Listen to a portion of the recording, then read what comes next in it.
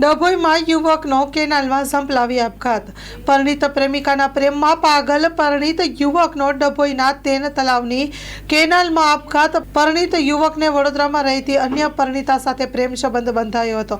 બંને પ્રેમી પંખીડા છુપાવીને મળતા હતા। તે દરમિયાન બંને વચ્ચે બોલાચાલી થઈ હતી। 18મી તારીખે સાંજે 7 વાગ્યે પરિણીત યુવક ગુમ થયો હતો। યુવકની બાઇક ડભોઈ તાલુકાના તેન તળાવ શંકરપુરા વચ્ચેથી પસાર થતી કેનાલ નજીકથી મળી હતી। બાઇક પર લટકાવેલી થેલીમાંથી એક નોટબુક અને પેન પણ મળી આવ્યા હતા।